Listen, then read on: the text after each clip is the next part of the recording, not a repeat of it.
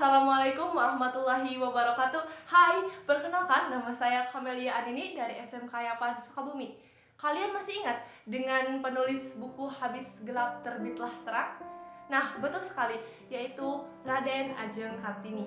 Ia adalah tokoh Jawa dan pahlawan nasional Indonesia yang lahir di Jepara tanggal 21 April 1879 dan meninggal di Rembang pada tanggal 17 September 1904. Raden Ajeng Kartini berasal dari kalangan priai atau bangsawan Jawa. Ia putri dari Raden Mas Adipati Aryo Sosroningrat, yaitu seorang patih yang diangkat menjadi bupati segera setelah Kartini lahir.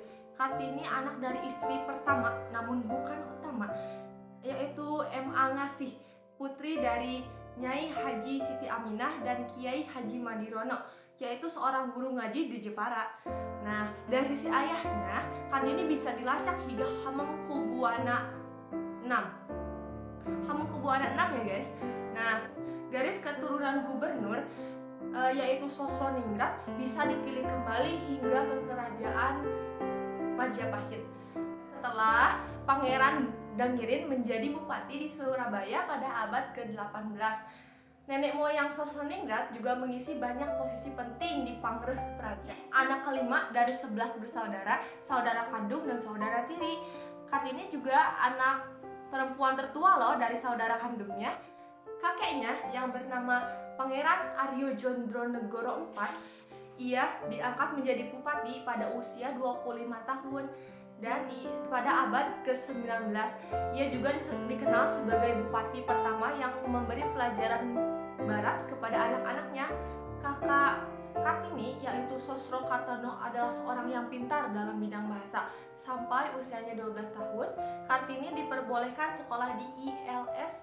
Ya, diantaranya ia belajar tentang bahasa Belanda. Sampai usianya 12 tahun, ia diharuskan tinggal di rumah karena sudah bisa dipingit. Karena Kartini bisa bahasa Belanda, ia mulai belajar sendiri di rumah dan menulis surat-suratnya yang dikirim ke teman-temannya di Belanda. Salah satu temannya yaitu Rosa Abendanon, ia sangat mendukung Kartini. Kartini juga belajar dari buku-buku, koran, dan majalah Eropa. Kartini juga mulai tertarik dengan perempuan Eropa, dengan kemajuan perempuan Eropa.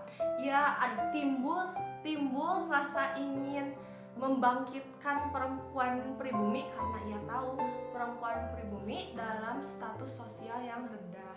Kartini sering membaca Surat Kabar Semarang dan ia juga membaca majalah-majalah Eropa, diantaranya majalah tentang kebudayaan dan majalah ilmu pengetahuan yang cukup berat.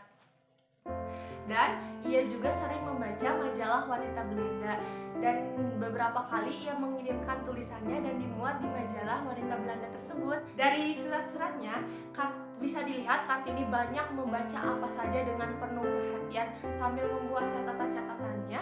Kadang-kadang Kartini menyebut bahwa salah satu karangannya atau ia mengutip beberapa kalimat bukan hanya tentang emannya, atau ia mengutip kalimat bukan hanya tentang emansipasi terhadap wanita, namun juga tentang masalah sosial umum. Ia juga melihat perjuangan perempuan untuk memperoleh kebebasan, otonomi, dan persamaan hukum sebagai bagian gerakan yang lebih luas. Sebelum umurnya 20 tahun, semua buku yang dibaca Kartini berbahasa Belanda. Nah, kalian tahu gak Kartini nikah sama siapa? Ya, Kartini dijodohkan dengan Bupati Rembang, yaitu KRM Adipati Aryo Singgi Jojo Adiningrat. Suami Kartini pernah memiliki 3 istri. Suaminya sangat mengerti keinginan Kartini dan Kartini dibebaskan membangun sekolah wanita di sebelah timur pintu gerbang kompleks kantor Kabupaten Rembang, atau di sebuah gedung yang sekarang disebut Gedung Pramuka. Pertama dan anak terakhir Kartini yaitu Susalit Jojo Adiningrat yang lahir pada tanggal 13 September 1904, dan beberapa hari kemudian hari duka pun datang. Raden Ajeng Kartini meninggal dunia di Rembang pada tanggal 17 September 1904 ia dimakamkan di Desa Bulu, Kecamatan Bulu di Rembang. Berkat kegigihan Kartini, dibangunlah oleh Yayasan Kartini sebuah sekolah di Semarang pada tahun 1912. Setelah di Semarang, di daerah lainnya seperti Yogyakarta, Surabaya, Madiun, Malang, dan Cirebon, dan di daerah lainnya. Nama sekolah tersebut yaitu Kartini School atau Sekolah Kartini. Yang pendiri Yayasan Kartini ini adalah keluarga Vindipiter, yaitu pengacara etis. Meski Kartini tidak sempat berbuat banyak untuk bangsa dan tanah air, namun Kartini mengemukakan ide-ide pembaharuan masyarakat yang melampaui pada zamannya melalui surat-suratnya yang sangat bersejarah. Cita-citanya yang sangat tinggi dituangkan terhadap kenalan dan sahabatnya di Belanda. Dan surat-suratnya juga diterbitkan di negeri Belanda loh pada tahun 1911 oleh Mr. J.H. Abendanon dan diterjemahkan oleh sastrawan Pujangga yaitu M.R.J.N. Pane pada tahun 1922 yang berjudul Habis Gelap Terbitlah Terang. Nah, banyak sifat Kartini yang harus kita teladani. Pertama, selalu rendah hati.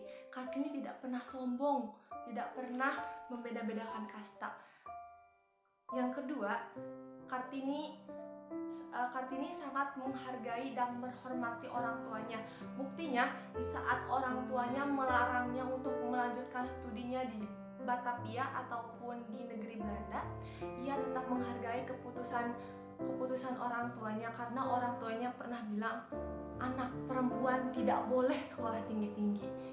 Nah, meski dilarang, ia tidak pernah membangkang dan ia tidak pernah berbuat hal yang mengecewakan orang tuanya. Yang ketiga, berani dan optimis. Banyak orang di sekitarnya yang tidak mendukungnya karena berbeda sekali dengan norma dan budaya yang ada pada saat itu.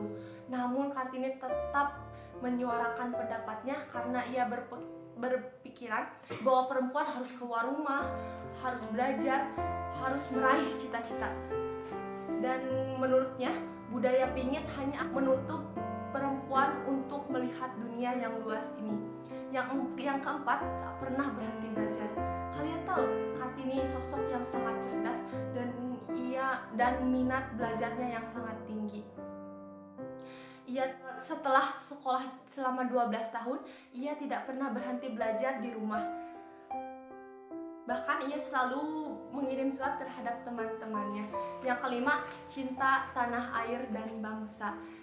Nah, ia ingin perempuan pribumi memiliki kemajuan terhadap Yang kelima, cinta tanah air dan bangsa.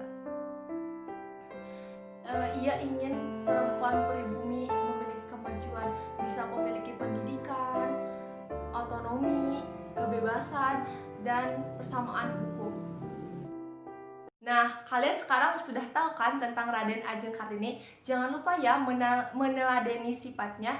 Sampai jumpa. Wassalamualaikum warahmatullahi wabarakatuh.